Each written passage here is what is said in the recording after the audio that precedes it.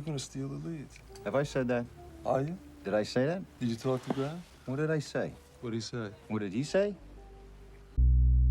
The film depicts 2 days in the lives of 4 real estate salesmen who are supplied with leads, the names and phone numbers of prospects, and use deceitful and dubious sales tactics.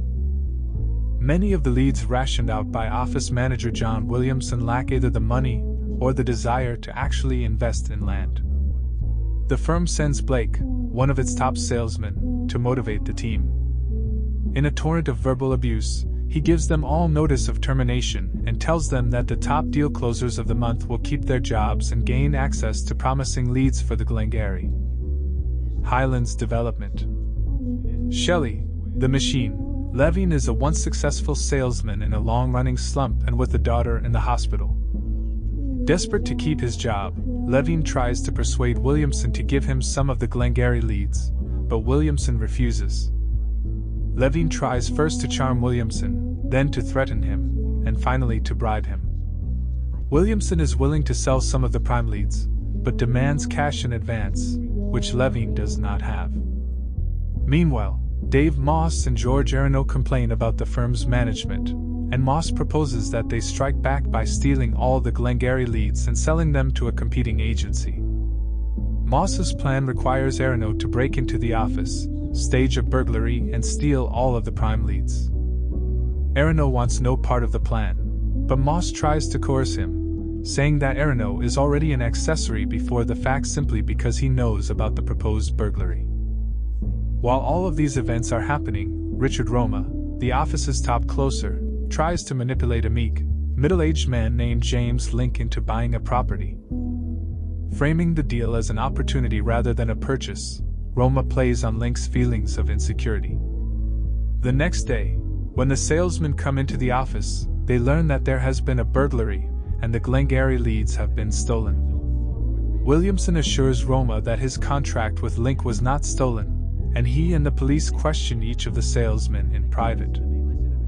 After his interrogation, an infuriated Moss has one last shouting match with Roma and leaves in disgust. Link arrives to demand his down payment back under the 3-day cooling-off period because his wife objected to the deal.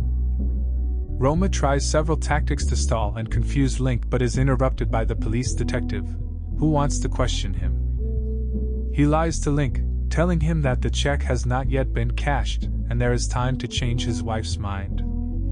Williamson, who is unaware of the tactic, contradicts him, causing Link to rush out of the office upset. Roma vulgarly berates Williamson for interfering, then submits to questioning. Levin, proud of a massive sale he made that morning, takes the opportunity to mock Williamson in private. In his zeal to humiliate Williamson, he mentions that Williamson lied about cashing the check. Williamson realizes that Levin must have broken into the office and seen the check on his desk, and threatens to inform the police if he does not return the leads. Cornered, Levin admits that he sold the leads to a competitor and split the money with Moss. Levin attempts to bribe Williamson with a share of his sales to keep quiet, but Williamson scoffs that Levin has no sales. His latest buyers are a notorious deadbeat couple who have no money and merely enjoy talking to salesmen. Levin, crushed by this revelation, asks Williamson why he seeks to ruin him. Williamson coldly responds, "Because I don't like you." Levin pleads for his ill daughter, but Williamson rebuffs him and leaves to inform the detective. Roma emerges from questioning. Unaware of the exchange, he compliments Levin on his sale and suggests that they form their own partnership. As Levin gets up to meet with the detective, he looks back wistfully at Roma, who has already returned to his sales work.